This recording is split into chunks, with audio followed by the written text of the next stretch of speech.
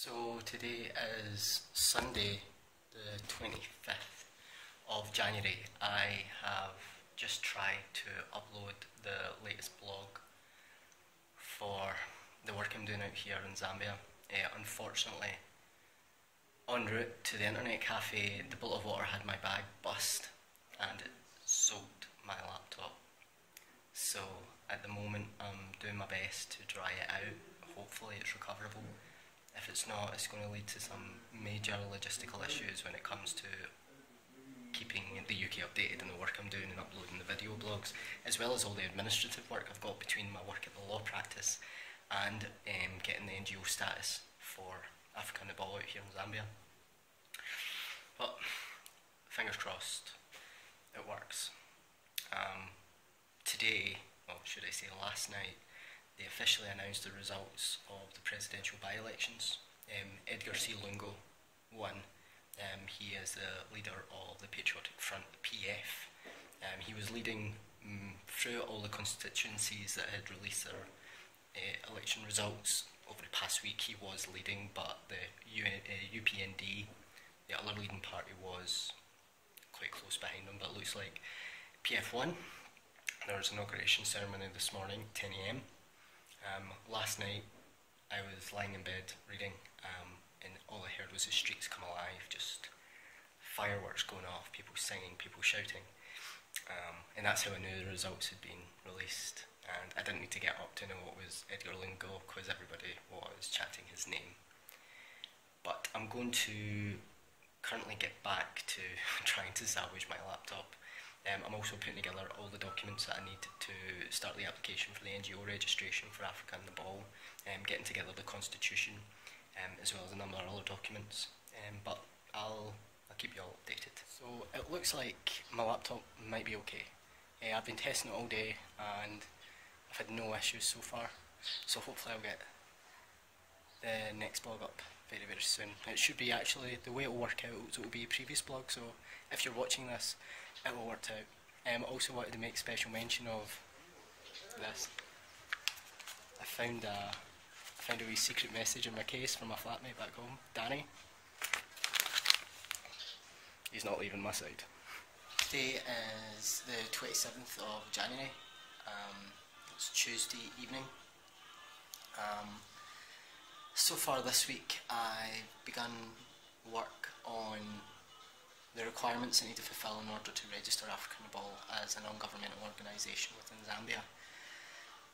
Yesterday I had a meeting with a gentleman who used to work for Goodwill, which is an organisation which is now an established NGO under the new legislation.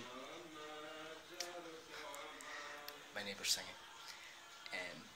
So the new Act came into place 2 years ago in 2012, and the procedures of the previous Act were much more straightforward. This new Act has met with a lot of controversy, so I've been looking for advice, essentially, from individuals who have already followed the procedure.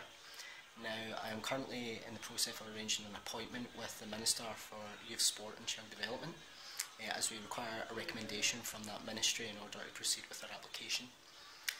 I also am in the process of extending my visa, as the visa requirements here are your initial visa is 30 days and I can have it extended up to 90 days, providing I can show that I am working for a charity on a volunteer basis. So I should get that sorted within the next 2 weeks, which will be ideal. But aside of that, nothing much else to report, just organising a lot of administrative stuff, essentially, for NGO registration. And then hopefully I'll be out with the boys from the team as well this week. But once again, keep you updated. Week 3. So we're coming to the end of it now. It's now Saturday. Key things that happened this week. So Zambia has a new president, Edgar Lungo.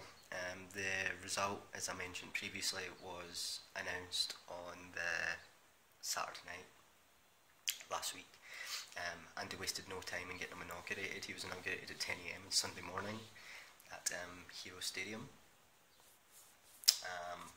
I have had a very busy week, and I'm going to have a busy weekend as well. As I say, as I'm working at this law practice as well, and over the course of the weekend I've got a lot of drafting to do.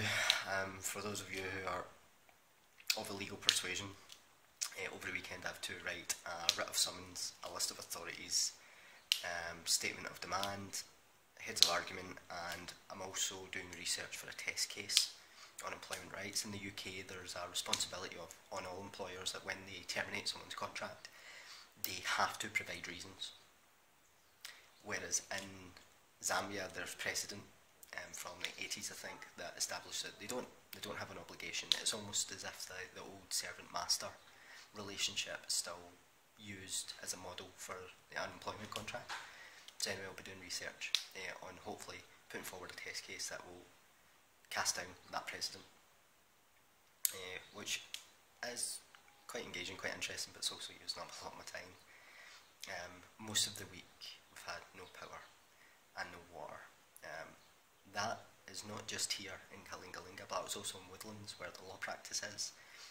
Zambia produces a lot of power. It's all hydroelectric from the rivers that run through it, because it's actually a landlocked nation surrounded by 8 other countries, but a lot of rivers going through it.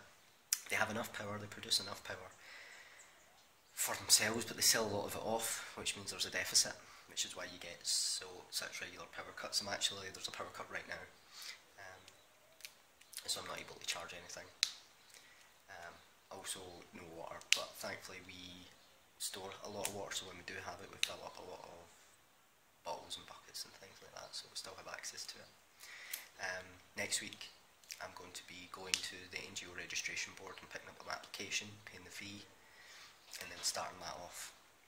As well as over the past week I've been collecting as much of the documentation as I can for the application.